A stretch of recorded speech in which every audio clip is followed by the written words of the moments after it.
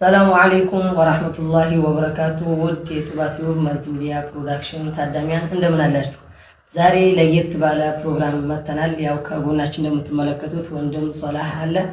ከዚህ በፊት በአፍቃሪው ደረሳ ላይ የምታውቁት ወንድማችን ነው እና አፍቃሪው ደረሳ እንዴትስ ተጀመረ፣ ፍጻሜውስ እንዴት ነበር፣ ሞንዲዛስ የምትባለው እንዴት ነበረች የሚለውን ያው ያካፍለናል። ወንድም ሶላህ ጥሪያችንን አክብረህ ስለመጣ ታላቅ ደስታ እንገልጽልሃለን። مرحبا شكرا جزاكم الله خيرا እንግዲህ እናንተም አክብራችሁ እዚህ ድረስ ስለጋበዛችሁኝ በጣም አድርጌ ነው ማመሰግነው። እንዳከበራችሁኝ አላህ ያክብርልኝ።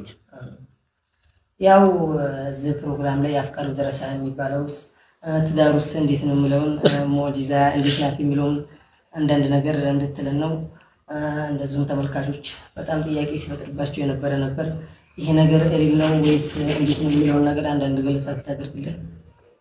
እንግዲህ ያው ከትዳር ሲጀምር አልহামዱሊላህ ትዳር በጣም ደስ የሚል ነገር ነው። ወጣቱም በረታታት ያለበት ነገር ነው። ትዳር ያው ደስ የሚል ነገር ይመስለኛል። ያው ባንገባበትም አገባችሁበትም እንግዲህ እስካሁን ድረስ ባለው ተጨባጭ ወደ ትዳር ዓለም አልገባንም እና እንዴት ይሄን አፍቃሪውን ደረሳ ይሄ ድርሰቱ ምናምን የምጽፈው አንተ ነህ ወይስ ከጎንህ የሚያግዝ ሰው አለ? እንዴት ነው? እንግዲህ ወላሂ ድርሰቱን ስጽፍ የመጀመሪያውን ፊድባኩን ያገኘሁት ያው ከቲክቶክ ነው። ብዙ ተመልካቾችም ሊያዩት ይችላሉ። ኖርማሊ የመጀመሪያው ፓርት የተወሰነ ነገር ከቲክቶክ ነው የተወሰደው። ግጥሙ ለምሳሌ ወይም ደግሞ ፊድባኩ የድርሰቱ ሁኔታ የመጀመሪያው ፓርት ላይ ያለው ኖርማሊ ከቲክቶክ ነው ያገኘሁት። ግን አብዛኛውን ፓርቷን ራሱ ቢሆን ከራሴ ነው የተጻፈው። ፓርቷን የጻፈልኝ ወንድሜ ፉአድ ባንታየሁ አላህ መልካም ጀዛውን ይክፈለው። በግጥም መልኩ ያሰፈረልኝ እሱ ነው። ድርሰቱን የብስፈው የመጀመሪያውን ፓርት ግጥሙን የጻፈልኝ ወንድሜ ፉአድ ባንታየሁ ነው። በዚሁ አጋጣሚ ላመሰግን እወዳለሁ። እና ደግሞ በጣም ጥያቄ ሲፈጥር የነበረው ፓርቷን ላይ ተፈጸመ ተብሎ ነበርና እንዴት ልከትለው ቻልክ? ትክክል። እንግዲህ ፓርቷን ላይ ወላሂ ስንጀምረው መጀመሪያ ፕሮግራሙን ኖርማሊ ይቀጥላል ብለን ወይም ደግሞ ይሄ ቀጣይነት አለው ወይም ደግሞ ፓርት አድርገን ለመቀጠል አላሰብንም ነበረ። ኖርማሊ ግን የህዝቡን ተነሳሽነት ስናይ ምናምን መጀመሪያ ላይ የሰራ ነው ኖርማሊ የተወሰነ ቁም ነገር አለው፣ የተወሰነ ትምህርት አለው። ግን ፈኒ ነው ብለን በቃ መጨረሻ ላይ በህልም መልኩ ስነቃ ያለውበት ፓርት ያው ሰው ሰፍ ብሎ ሲጠይቀው ነበረ። ግን ያው ያ ፈኒ ነው ተብሎ ነበር የተሰራው። ግን በህዝብ በኩል በጣም ተወዳጅነትን ሲያገኝ ኖርማሊ ይሄንን ነገር አስቀጥየው ምን አለ በትክክል በሰራበትና በዚህ የተለያዩ ትምህርቶችን ለሰው በሰጥ መቼም እንግዲህ ያው ቁርአንም እንደሚለን እስልምና ሃይማኖታችን እንደሚገልጽልን አንድ ሰው ወደ መልካም ነገር ለመጣራት አንድ መንገድ ብቻ አይደለም እንትን የሚለው ወዲያ ኢላ ሰቢል ረቢክ بالحكمه والموعظه እንደዚህ አይነት ነገራቶች ስላሉ በቃ በዛው መንገድ ሄጄ ድርሰቱን ጽፌ ግጥሙን እየጻፍኩኝ በዛው መስመር ባስቀጥለው አሪፍ ትምህርት መስጠት ይችላልኝ። ህዝቡም ደግሞ ያው ተቀባይነት ያገኛል። አሁን ላይ ዳዋ ምናምን ከሚደረጉት አንፃር ከሱ በበልጥ እንደዚህ አይነት ነገር ነው ለሰው ተቀባይነት ያለው። ትክክል። አንዳንድ ጊዜ እንደውም ይባላል ፌስቡክ ላይ ሊሆን ይችላል ዩቲዩብ ላይ ዳዋ ሲደረጉ ስፒዱን በሁለት እያደረጉ ነው የሚያዩት። እንደዚህ አይነት አጋጣሚዎች አሉ። እንደዚህ አይነት ነገር ግን ሲሆን ሰው ሰፍ ብሎ በቃ አይደለ ጓጉቶ የማየት ሁኔታ አለው። በዛ መልኩ ጀመርነው አልহামዱሊላህ እስከ ፓርት 9 ድረስ አካባቢ ሄደንበታል። በውስጡ እንግዲህ መልካም ነገራቶች አሉት ብዬ አስባለሁ። ራሴም ምን ያደረኩባቸው ነገራቶች አሉ። በትክክል ህዝቡ ጋር ደርሰዋል። በትክክል ህብረተሰቡ ተረድቷቸዋል የሚለው والله اعلم። ግን ቢያንስ በዛ መልኩ ሄዷል አልহামዱሊላህ። እና ደግሞ ከህዝቡም የሆነ ጥያቄ የተነሳ ነበርና ይሄ አፍቃሪው ደረሳ ሰሩት የነበረው ታሪክ እውነተኛ ታሪክ ላይ የተመሰረተ ነው እንዴት? والله ሐቂቀተን እንደው በጣም የብሰው ጥያቄ ነው ማለት አብዛኛው ህብረተሰብ እንደዚህ አይነት ነገራቶች ያጋጥሙታል ብዬ አስባለሁ። አንዳንድ ጊዜ ደረስታ ይሄ ሑብ የሚባለው ነገር እሽቅ የሚባለው ነገር በትክክለኛ ልብ ውስጥ አይኖርም ተብሎ ይታሰባል ይመስለኛል። ኢቭን ደረሳ ሊወድ ይችላል እንዴ የሚባልበት አጋጣሚ ሊኖር ይችላል። ብዙ ጥያቄ ነው ግን ያየሁት ነበር ኮሜንት ነው። ደረሳ ይወዳል እንዴ ያፈቅራል እንዴ ይላሉ። ደረሳ ሊወድበት የማይችለው ወይም ደግሞ የትዳር አጋሩ ሊሆን ይችላል የተለያዩ ነገራቶችን ሊወድ እንደዚሁም ደግሞ ልቡና ውስጥ ሊያሰርጽ ይችላል። የብዙ አይነት ጥያቄዎች ነው። ከዛ በመቀጠል ሪል ነው ሪል አይደለም? ያው ሪል አይደለም። ፕሮዳክሽን የፈለግነው ፕሮዳክሽኑን ኦልሞስት ጨርሰናል። ምናልባት አንዳንድ ነገራቶች እንጂ ከኛ ጋር ሊገናኙ የሚችሉት ሙሉ ለሙሉ የኔ ታሪክ ወይም ደግሞ አፍቃሪው ደረሳ ሲሰራ የራሴን ሂስትሪ አውጥቼ አወራሁኝ ማለት አልችልም። ምክንያቱም ብዙ ነገራቶች አሉ። ለምሳሌ እዛ ላይ ሽምግልና ተልኳል፣ እምቢ ተብሏል፣ ሰርግ ተደግሶ ደግሞ በስተመጨረሻ ኒካህ ተደርጎ ምናምን ሰርግ ፕሮግራም ምናምን ነበረ። እንደዛ አይነት ነገራቶች ሪል አይደሉም እና ያው ትንሽ ከእውነታው ዓለም ወይም ደግሞ ከራሴ ህይወት ጋር የተወሰነ ርቀት አለው። ምናምን ወደፊት ደግሞ በአላህ ፍቃድ ገፍተን የምናሳያችሁ ይሆናል። ይሄ ድረሱነቱን ትወና ላይ ምናምን በጣም ችለህበታልና ከዚህ በፊት እንዴት ደረሳ ነበር ምናምን እንዴት ነው? ወላሂ ደረስነት እንደዚህ ጠልቄ የገባሁበት የደረስነት ሀያት ወይም ደግሞ የደረስነት አመታት የለም። ነገር ግን ያው በትንሹም ቢሆን የምናሳልፋቸው ህይወቶች አሉ። በተለይ ልጅ ስትሆን በመርከዝ ህይወት ሊሆን ይችላል፣ በተለያዩ ሙደሪስ ባሉበት ቦታዎች ሊሆን ይችላል። በነዛ ቦታዎች ላይ እንገኝ ነበረ ልጅ እያለን። ግን ምንድነው ደረሶችን እወዳለሁ። ደረሳ ማለት ያው ብዙ ነገር ስሎ የሚኖር ነው። ደረሳ ሲባል ምናልባት ምግብ ላይ ያገኝ ይችላል። አሁን ላይ ዘመኑ ተሻሽሎ የተለያዩ ምግቦች ወይም ደግሞ ቀላቢ የሚባለው ነገር መጣ እንጂ የበፊቶቹን ደረሳዎች ብናስተው ለምሳሌ ምግብ አያገኙም። ምግብ አለማግኘታቸው ሲያንስ ደግሞ በባዶ ሆናቸው ሆነው እየቀሩ የሚያሳልፉት የሆነ ህይወት በጣም ከባድ ነበር። ትክክል። እዛ ቪዲዮ ላይ እንደምናየው ከሆነ አበላላችሁ ምናምን አበላል ምግብ ላይ ነው ይችላል። ምግብ ስታጣ ያው የተራረፈ ወዳደቀ ልትበላ ትችላለህ። እነዛ ነገራቶች በደንብ አጥኚ ወይም ደግሞ በደንብ ትኩረት አድርጌ አይቻቸዋለሁ። ከብዙ ሰዎችም ጋር እንደዚህ ሲያወሩኝ ስለ ደረስነት ሀያት ስጠይቃቸው ብዙ መከራ ብዙ ስቃይ፣ ለምሳሌ ይሄ እዚህ መሀል አካባቢ ላይ ጣታቸው ላይ የሚወጣ በሽታ እንዳለ በዛ ብዙ እንደሚሰቃዩ ምናምን እነዛን ሂስትሪዎች አጫውተኝ ነበርና ቢያንስ እንደዚህ አይነት ትግልና መስዋዕትነት ተከፍሎበት ይሄ ዲን ወደኛ እንደመጣ ኢቭን ወደ ላይ ከፍ ሳንል ማለት ነው እዚሁ ከኛው ትውልድ ምን ያህል መስዋዕትነት እንደተከፈለበትና ከሸሪዓችን አንፃር እኛ ምን ያህል ርቀናል የሚለውን ነገር ለማስገንዘብ የተወሰነ ነገር ሞክሬበታለሁ። ያው ግን እኔ ትክክለኛ ህይወቴ በደረስነት ያሳለፍኩት ወይም ደግሞ አሁን ትዳር ላይ የገባሁኝ አይነት ሰው አይደለሁም። ዋና እንደዛ ነው የሚመስለው አብዛኛው በትክክል እንደዛ ነው እያለ ያለው። እና ደግሞ አጋጣሚ ምናምን ካሉ እስኪ ነው ብታካፍለን። ለምሳሌ ካሜራ ላይ አፍቃሪው ሲቀረጽ ምናምን ሀሪማዎቹ ምናምን በጣም ደስ የሚሉ ቦታ ነው ሲቀረጽ የነበረውና እንዴት አገኘው ያንን ነገርስ? ትክክል። እነዛ ቦታዎች ወላሂ በጣም ደስ የሚሉ ቦታዎች ናቸው። ከአጋጣሚዎች መካከል ያው ደስ የሚሉ አጋጣሚዎች አሉ፣ በጣም ፈገግ የሚያደርጉ። ከዛ ውጭ ያው ገጠመኞች ያው እንግዲህ እንዳያችሁት ሰርግ ነበረው ለምሳሌ ፕሮግራሙ እና በዚህ አጋጣሚ በጣም ፈገግ ያስባለኝ ሁኔታ ከዘመዶቼ ሊሆን ይችላል ከጓደኞቼ አብረን ከተማርናቸው ልጆች ምናምን ብዙ አይነት ኮሜንቶች እየመጡ ነበረ። ያንን ፕሮግራም ከለቀቁት በኋላ ማለት ኖርማሊ ፕሮግራሙን ሳለቀው በፊት የሰርጉን ፕሮግራም ሳለቀው በፊት ቲክቶክ ላይ የተወሰኑ ነገራቶች ወጥተው ነበር። ለተምኔል ምናምን የተነሳናቸው ፎቶዎች እንደዚሁም ከቪዲዮም የተወሰነ ነገር ተቆርጦ ያው እኛ ውስጥ የነበረ ሰው ለቆት ነበርና ብዙ ቫይራል አይወጣለትም ነበር ልጁ። ያንን ሲለቅ ግን በደንብ ቫይራል ወጣ ምናምን ሰው በጣም አጅብ አለ። የሰርግ ፕሮግራም ላይ ምንድነው ያው እንደምታየኝ እድሜ ገና ነው። ለዛ ደረጃ ማለት በልጅነት ወይም ደግሞ አለ አይደለ ብሉግ ከተገባ በኋላ ወንድ ልጅ ሻህባው ከባሰበት ምናምን ወደ ትዳር ይገፋፋል። በእስልምናም በጣም ያበረታታል። በጣም በብዙ መንገዶች ወደ ትዳር እንድንገባ የሚገፋፋ የሆኑ ነገራቶች አሉ እና እንዴት በልጅነቱ አገባ ምናምን አይነት ነገር በጣም በብዙ ህብረተሰብ ፊት ነበር። ከዛ መካከል ምን እንደተፈጠረ ታውቃለህ? እኔ ስራ ቦታ ሆኜ የሆነ ስልክ ተደወለልኝ። አጋጣሚ ቤተሰብ ነው ምናምን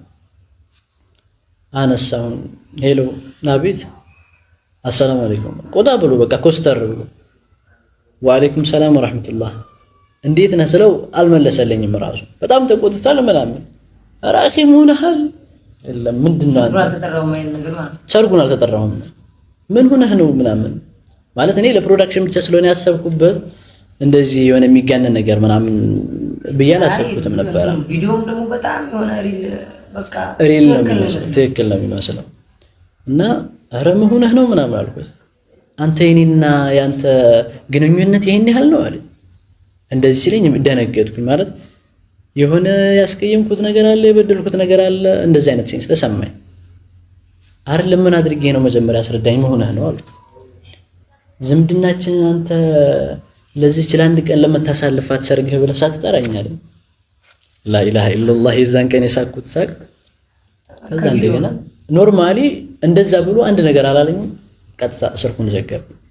እንደገና መልሼ ደውዬ ያረጋጋሁት ምናምን እንደዚሁ ደግሞ ሌላ ቦታ ሆኜ እንደዚሁ ተደወለ። ቤት ነህ አይደል አለኝ። አይደለሁም ኧረ ወጣ ብያለሁ። ምን ነው ጫጉላውን ሳትጨርስ እንዴት ከቤት ትወጣለህ አለኝ። ኧረ ሀቢብዬ ምን ጫጉላ ነው እኔ እኮ መብሩክ ልልህ ቤት እየመጣሁ ነው አለኝ። ካንተ ቤት እየመጣሁ ነው መብሩክ ልልህ ከቤት እየመጣሁ ነው አለኝ። እንደዚህ አይነት ነገራቶች ነበሩ። ያው በርግጥ ሰው የሚቆጣውም ወይም ደግሞ እንደዚህ እኔን እንኳን ደስ አለህ ለማለት መንገድ የገቡም ሰዎች ነበሩ። በዚሁ አጋጣሚ ምን ያህል እንደሚያከብሩኝ ምን ያህል እንደሚወዱኝ አይቼበታለሁ። አክብረውኝ ነው ማለት ለኔ ካላቸው ቦታ አንፃር ነው እንደዛም ሊሉት የቻሉት። አላህ መልካም ጀዛቸውን ይክፈላቸው። በጣም ነው ደስ ያደረጉኝ። ይሄን ይመስላል። አላገባሁ ነው የሚላችሁ ተቀበሉ። አው ለጊዜው እንግዲህ ባለትዳር አይደለሁም። ነገር ግን ነገ ከነገ ወዲያ እንደማንኛውም ሰው እዛ ደረጃ ላይ ስደርስ በአላህ ፍቃድ እንግዲህ ወደዛው ዓለም የምንካተት ይሆናል ኢንሻአላህ። እና የሙጂዛን ነገር እንዴት አገኛት? የሱ ነገር ሙጂዛ የምትባለው ከሌሎች ሴት ተለይታ እንዴት እሷ ሙጂዛ ብቻ? ይሄን አንዳንድ ነገሮች ግልጽ ብታደርግልን። ሀቂቀተን እኔ የሆነ ፊል ያደረኩበት ወይም ደግሞ የሆነ በፕሮግራም ውስጥ የተሸፈነች ወይም ደግሞ የተከለለች ሴት የለችም። ሀቂቀተን አላህ በሚያውቀው እንደዛ አይነት ሪሌሽንሺፕ ውስጥ ገብቼ አላውቅም። አላህም እንዲያስገባኝ አልፈልግም። እና ምንድነው የሆነው ያው የመጀመሪያ ፕሮግራሙን ሳየው ለምሳሌ አፍቃሪው ደረሳ የሚለው ኢቭን ባለሳሳት ደራሲው ደረሳ አይነት ነገር ነው የሚለው ቲክቶክ ላይ ተለቀቀውና እዛ ላይ ዝም ብዬ ያየሁት ተመቸኝና በቃ ይሄን ነገር እኔ ቢያንስ እሱ በእውን ሊሆን ይችላል እኔ ግን በቃ በታሪክ አድርጌ በህልም አድርጌ ላስነሳው ብዬ በዛው ሙጂዛም የሚለውን ስም ራሴ የሆነ የመረጥኩት ነገር የለም። ኖርማሊ እዛው ላይ የነበረ ስለነበር ነው በዛ ለማስቀጠል የሞከርኩት እና በዚህ ከለላ የሆነች የማሞግሳት ወይም ደግሞ የማቀማጠላት የሆነች አይነት ሴት ፈጽሞ የለችም። እና ደግሞ የብዙ ሰዎች ጥያቄ ሆነው አንድ የሆነ የመዳም ቆንጆ ምናምን ፓርት 1 ፓርት 2 ሁለት ፓርት ይመስለኛል የለቀቀው የብዙ ሰው ጥያቄ ነበር። እና እንዴት አድርገህ እነሱን መጻፍ ቻልክ? አይ ብዙ ሰዎች አሉ ብዬ ነው። አሁን ስለ ወጣቶቹ አለ ብዙ የሚጻፍላቸው አሉ። እና የመዳም ቆንጆዎች እንዴት መረጥካቸው? እነሱ ወደዚህ አዙር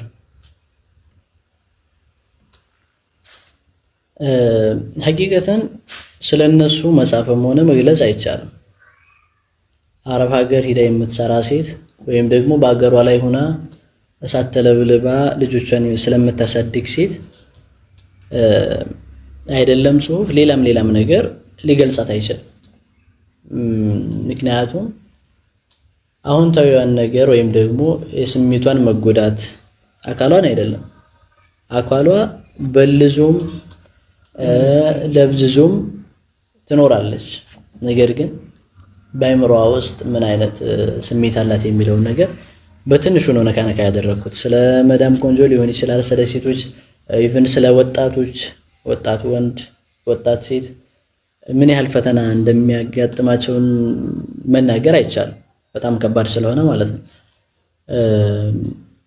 እና እነዚያ ነገራቶች ስጽፍ ኖርማሊ ብዙ ነገር እሰማለሁ። ለምሳሌ ያው የተወሰኑ ሂስትሪዎች አሉ። ከነዛ ሂስትሪዎች መካከል እኔ የማውቀው በጣም በቃ አይደለ የቅርብ ሰው የምለው ከውጭ ሀገር ብር ተልኮለት ምናምን ሚስቱ ሆና ብሯን የካዳታል። እንደዚሁ ደግሞ ብዙ አይነት አጋጣሚዎች እንሰማለን። በሶሻል ሚዲያ ሊሆን ይችላል፣ አዎንታዊ ደግሞ በጎረቤት ሊሆን ይችላል፣ በአንድ ሰፈር በሚኖሯቸው ሰዎች ሊሆን ይችላል። በጣም ትላልቅ የሚያስከፉ በጣም የሚያስቀይሙ ነገራቶችን እንሰማለን። እነዛን ነገራቶች ተመርኩዤ እኔ የጻፍኩት እኔ መጻፊ ሳይሆን የገረመኝ እዛ ላይ እያንዳንዱ ያየኋቸው ኮመንቶች በጣም ሆድ የሚያስብሱ ኮመንቶች ናቸው። በጣም ልብ የሚነካ። ከዚህ በፊት የሚናገርላችሁ ሰው የለም? ከዚህ በፊት ያው ብዙ እንደዚህ አልተለመደም። ቢለመድ ራሱ ለኔ በቃ አዲስ ነው ማለት ጽፌዋለሁ።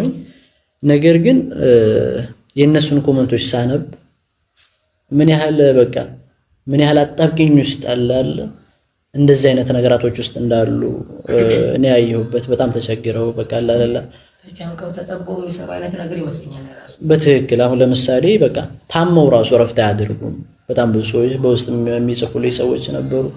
ታመው ረፍት ማድረግ አይችሉም፣ ለማረፍ አይመቻቸውም። በቃ ለቅሶ ነው ምናምን። እንደዚህ አይነት ነገራቶች በሴቶች ላይና በወጣቶች ላይ ብዙ ጊዜ ይታያል። ስለዚህ ያው በእርግጥ የወጣትነት እድሜ እንዳልኩ በጣም ፈተና የበዛበት ህይወት ነው። ከዛ ውጭ ደግሞ ሴትና ወጣት መከበር ያለባቸው ናቸው። በተለይ ሴት አሁን ብዙ አይነት ሴቶች አሉ። ራሷን ጥላ ልጆቿን ለማሳደግ ብዙ መስዋዕትነት የምትከፍል ሴት እችን አለማድነቅ ወይም ደግሞ አለመደገፍ፣ ለሷ አለሁልሽ አለ ማለት በእርግጠኝነት ይሄ ንፍግነት ነው። ምክንያቱም እሷ ወደው አይደለም ማንኛውም ሰው የተለያዩ ሪስኮችን የሚወስደው በጣም የሚንገላታው የሆነ ዓላማ ስላለው ወይም ደግሞ ከጀርባው ትልቅ ሸክም ስላለበት እና ያንን ሸክሟን ለማቅለል ወይም ደግሞ ልጆቿን ለማሳደግ ቤተሰቦቿን ለመጦር ከምትወዳት እናቷ ተነጥላ ወደ ሌላ ሰው ሀገር መሄድ ከምትወዳቸው ልጆቿ እነሱን ለማሳደግ ብላ ከሀገሯ ወጣ ስትሄድ ይችን ሴት አለሁልሽ አብሽሪ የሚላት ትክክለኛና ሐቀኛ ሰው ያስፈልጋል። እንደዚሁም ደግሞ ወጣት ብዙ ነገራቶች የሚመኝበት ህይወት ነው። በጣም የተለያዩ ነገራቶች ማለት ነው። በስራ ሊሆን ይችላል፣ መመከር ያስፈልገዋል። ይሄንን ብትሰራ ይሄንን ብታደርግ የሚለው ነገር ምክንያቱም ያው ገና ያው በተለይ ፍንጭት የሆነበት አለ አይደለ ግን አዲስ የሚወጣበት ህይወት ላይ እነዛ ቦታዎች ላይ መካሪ ያስፈልገዋል። ምክር ማለት ኖርማሊ እሱን የሆነ ያመናጨክ ምናምን አይደለም። በጥበብ እሱን ወደ ትክክለኛ ነገር ማምጣት ስትችል ነው ምክር የሚባለው እንጂ ዝም ብለህ የሆነ ጩኸት ምናምን ወይም ደግሞ ከጓደኞቹ ጋር ሆኖ አንተ እኮ እንደዚህ ምናምን እያልክ ማጣጣል አይደለም። የትኛውንም ሰው አለሁልህ የሚለው ነገር ሲታይበት በጣም ደስ ይላል። እና ይሄንን የመዳም ቆንጆ የሚለውን ሁለት ፓርት መስለኝና እሱን የጻፍከው አንተ ሆነህ እንዴት ነው? ከጎን የሚያግዝ ሰው አለ? ወላሂ በዚሁ አጋጣሚ በጣም ላመሰግን የምፈልገው ሰው ቢኖር ያው ቤተሰቦቼ ናቸው። ቤተሰቦቼ በጣም ሰፖርት ያደርጉኛል። በተለይ ደግሞ ታላቅ ወንድሜ። ታላቅ ወንድም አለህ ማለት ነው? ታላቅ ወንድሞች አሉኝ አልሐምዱሊላህ። ሁለት ታላቅ ወንድም አለኝ፣ አንድ ታላቅ እህት አለችኝ፣ እንደዚሁም ከኔ በታችም አሉ። እና ታላቅ ወንድሜ በጣም በብዙ ነገራቶች ለኔ አርአያ መሆን የሚችል ሰው ነው። በሃይማኖቱ ሊሆን ይችላል፣ በተለያዩ ነገራቶች በጣም ምርጥ ወንድም አለኝ፣ ምርጥ ወንድሞች አሉኝ። በምክራቸው የሚያስፈልጉኝ ነገራቶች በማድረግ በሐሳብ ደረጃ እንደዚህ እኮ ብታደርግ እንደዚህ ነው በቃ አይደለ እያንዳንዱን እንትኖችን አማክራቸዋለሁ። ኢቭን ቤት ራሱ እናቴና አባቴ ጋር ተቀምጬ አማክራቸዋለሁ። እንደዚህ አይነት ነገር ለጽፍ አስቤያለሁ፣ ምን ትሉኛላችሁ? እንደዚህ ነው መርሐባ፣ በጣም አሪፍ ነው ምናምን ማለት የሰው ልጅ አለኝታ ይፈልጋል የምልህ ከራሴም ተለምዶ አንፃር አይቼው ምናልባት ከጓደኞች ምንም የምትሰማው ነገር አለ። ልጅ ከወላጆቹ ጋር ተጣልቶ ምናምን አይደለ ምን አይነት ቤተሰብ ነው ያለኝ ብሎ በቃ አይደል በቤተሰቦቹ የሆነ የሚቆጭ አይነት ልጅ አይደለም። ማለት የትኛውን ቤተሰብ አያስቆጭም። ቤተሰቦች አልሐምዱሊላህ በጣም ያበረታቱኛል። ብዙ አጋጣሚ እስኪ ለቤተሰቦች የምትለው መልእክት ካለ? አዎ ወላሂ ለቤተሰቦች እንግዲህ ማለት በቃል ልገልጻቸው አልችልም። አላህ የሚፈልጉበት ደረጃ ደርሼላቸው እነሱን የማስደሰት ያድርገኝ። የእነሱንም እድሜ ደግሞ አላህ ከፍ አድርጎ ረዘም አድርጎልኝ የሚፈልጉትን ነገር የማሳያቸው ከግባቸውን የምዋጣላቸውና የማደርስላቸው ልጅ አላህ ያድርገኝ። ከዛ በመቀጠል ደግሞ ያው በተለይ አፍቃሪው ደረሳን ስጽፍ የተለያዩ ነገራቶች መጥተው ነበረ። ለምሳሌ የመጀመሪያውን ፓርት በቃ ጽፈን ፕሮዳክሽን በቃ ቀረጻ ምንም ከጨረስን በኋላ ተምኔል ኖርማሊ ስቶሪ ያደረኩኝ አፍቃሪው ደረሳ በቅርብ ቀን ይጠብቁን በጥዋት ብዬ ለቀቁኝ። እኔ ጋር የሚመጡ ኮመንቶች በጣም ደስ የሚሉ ናቸው። ነገር ግን አንዳንድ ጊዜ ለሰዎች የሚሰጡ ኮመንቶች በጣም የሚያሳዝኑ ናቸው። መጀመሪያ ተምኔሉ እንዳደረግን ሐራም ነው ብሎም የዘጋ ሰው አለ። ምንም ለኔ አይደለም ለቤተሰቦቼም እንትን አይሉ በቃ ለሌላ ሰው ለምሳሌ እኛ የምንሰራቸው አሉ አይደለ አፍቃሪው ደረሳ ላይ የተሳተፉ ልጆች ለነሱ ሊሆን ይችላል ምናምን ሐራም እኔ ሐራም ነው ማለታቸው አልገረመኝ። ግን ምን ስለምን እንደሚያወራ እንኳን የሚያውቁት ነገር የለም። ኖርማሊ መጀመሪያ ተምኔል ነው ያደረግነው። ምን ይወራበት አፍቃሪው ደረሳን የተባለው ሴት ያፍቅር ኪታብ ያፍቅር ወይም ደግሞ አይማዎች ነብያቶችን ያፍቅር የሚታወቀው ነገር የለም። ኖርማሊ ሐራም ነው ብሎ የፈረጀ ሰው አለ። ብዙዎቹ ደግሞ እንደው መቼም አላህ የተለያዩ ነገራቶችን ሲያመጣ አንተ እንድትበረታበት ነው። መጀመሪያ እኔ ፕሮግራሙን ሳስብ ኡስታዞችን አማከርበታለሁ። ኢቭን ግጥሙን ከጻፍኩኝ በኋላ ድርሰቱን ከጻፍኩኝ በኋላ ከፓርት 1 ጀምሮ የማስነበው ወይም ደግሞ ይሄ ነው አሁን የጻፍኩት እንዴት ይታያል ማለት የሆነ ምክር የምትለግሰኝ ነገር ካለ እዚህ ላይ ማስተካከል ያለብኝ ነገር ካለ ብዬ የማማከራቸው ኡስታዞች አሉ። በጣም አፕሪሺየት የሚያደርጉኝ ማለት ነው በዛ ነገራቶች። እና አንዳንድ ጊዜ ያው ኢብኑ ሐጀር አልአስቀላኒ የሚሉት ነገር አለ إذا أتى الرجل غير فنه أتى بالأجائب ይላሉ። አንድ ሰው ካለማ የሆነ ወይም ደግሞ ካለ ተሰጥኦ ወይም ደግሞ ካለ ዕውቀት የሚመጣ ከሆነ በጣም ጉድ የሚያሰኝ ነገርን ነው ይዞ የሚመጣው። እና ዕውቀቱ ኑሯቸው የሆነ እኔ ዛኔ ሐራም ነው ሲሉኝ የነበሩት فوالله أعلم አባቶቻችንም የሚሉት አንዳንድ ነገር አለ የድንጋይ ሙቀጫ አይነቃነቅም ሰው የሰውን እንጂ የራሱን አያውቅም ይላሉ። ትክክል ነው። ደግሞ ብዙ ጊዜ ስላንተ የሚያይ ሰው ያንተን ኖርማሊ ጉድለትህን ነው የሚያየው። ለምሳሌ አንድ የሆነ ዳዋ ፕሮግራም ላይ ተጠርተህ የሆነ መልእክት እንድታስተላልፍ ሊሆን ይችላል። አሊያም ደግሞ በቁርአን የሆነ ፕሮግራም ብቻ ልታቀርብ ሊሆን ይችላል። ከዛች ውስጥ የሆነችን ነገር ከተሳሳትክ ያችን እንጂ የሚያብጠለጥለው እዛ መድረክ ላይ ወጥተህ ያንን መልእክትን ማስተላለፉን አይደለም የሚያየው። የሚያነሳሳ ሰው የለም። እና እንደዚህ አይነት ሁኔታዎች ነበሩ። አላኩሊን አልሐምዱሊላህ በጣም ብዙ ሰዎች እንደተማሩበት ተማመናለሁ። በዛው አጋጣሚ ብዙ ነገራቶችን ትምህርት ሰተንበታል። እኔ በራሴ ንያ አድርጌ የጻፍኳቸው የሆኑ ስንኞች አሉ። ይሄን ያስተምራል፣ ይሄንን ያስታውሳል። ብዙ ነገራቶች በውስጡ ተውሂድ አለ፣ በውስጡ ስለ ቀደምቶች ጀግንነት አለ፣ በውስጡ መስዋዕትነት አለ። በጣም ብዙ ነገራቶች ማለት ነው። እነዛ ነገራቶችን ሰዎችም ደግሞ እንደተማሩበትም አይቻለሁ። ከዛ ደግሞ አሁናዊ የሆነን ሁኔታ የተናገርኩበት ሁኔታ አለ። ለምሳሌ ስለ ኒካህ ጉዳይ የኒካህ ጉዳይ ብዙ ሰዎች ብዙ ወጣቶች የሚፈተኑበት ጉዳይ ነው። ለምሳሌ እዛ ፕሮግራም ላይ ከጠቀስነው አንዱ ምን አለው የሚል ነገር ማለት ነው። እሱ አባት በ50 በ60 ዓመቱ ያላመጣውን ገንዘብ የአንድ 20 ዓመት ወጣት ለልጁ መህር እንዲሰጥለት ወይም ደግሞ ልጁን ከዛ በላይ አድርጎ እንዲያኖርለት የሚፈልግ የሆነ አባት አለ። ለልጅቷ ጥሩ ህይወት መመኘት አይደለም። በእርግጥ አንተም ስታስብ የሆነ ትዳርን ስታስብ የሆነ እንትን የምትለው ነገር አለ፣ የምታስበው ነገር አለ። ቢያንስ ከአባቷ ቤት የሆነ የተሻለ ነገር እሰጣታለሁኝ፣ የተሻለ ነገር አደርግላታለሁኝ፣ በኑሮዋ ደስተኛ አድርጊያት ነው የምኖረው። ምክንያቱም ከዛ ጋር ስትመጣ አባቷን፣ እናቷን፣ ወንድሞቿን ጠቅላላ ቤተሰቦቿን ጥላ የምትመጣው አንተን አምናና ወዳ ነው።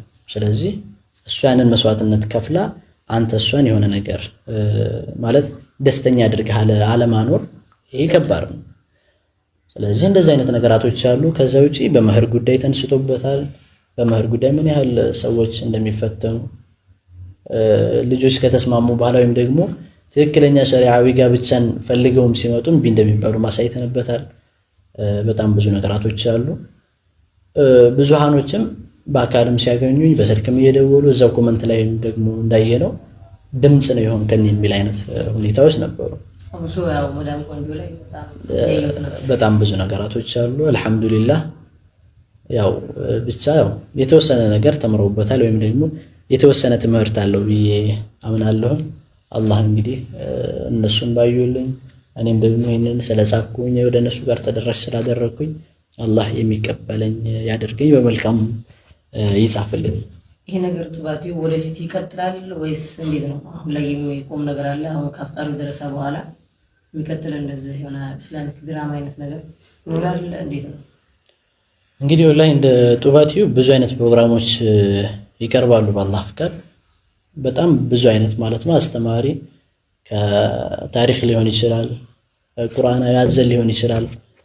እንደዚሁም በቃ አይደለ ከብዙ አይነት አንግል እየታየ ሸሪዓ ጋር የማይጋጭ ነገር እስከሆነ ድረስ ከፖለቲካ በጸዳ መልኩ ከየትኛውም ዘረኝነት በጸዳ መልኩ በአላህ ፍቃድ ይቀጥላል።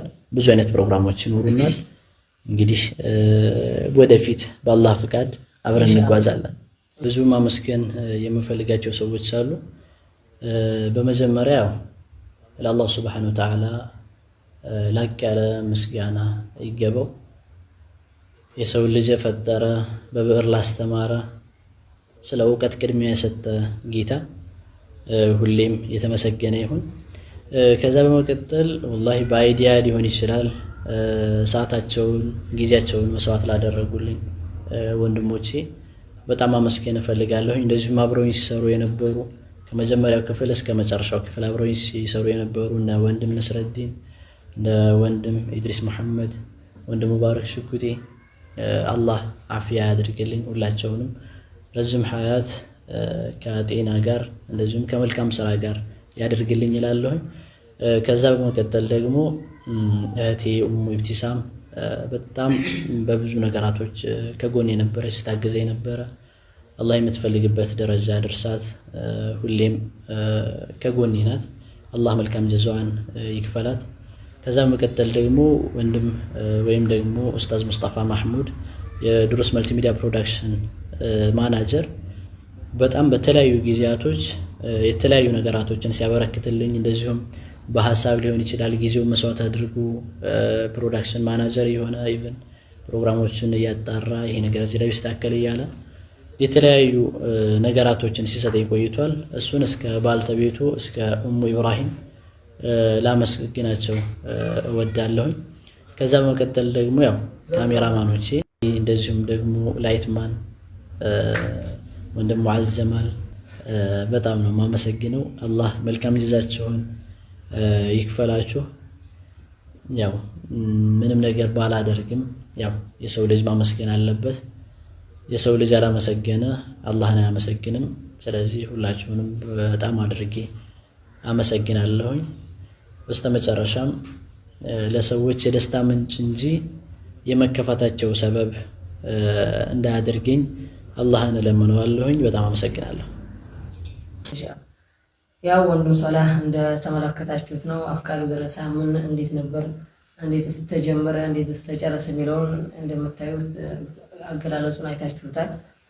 በጥሩ መልኩ ገልጾልናል። እናም ደግሞ ወንድም ሶላህ ጥሪያችን አክብረህ እዚህ ድረስ ስለመጣህ በጡባቲው እንዲሁም በአላህ ስም ከዚያም በጡባቲው ስም በጣም እናመሰግናለን።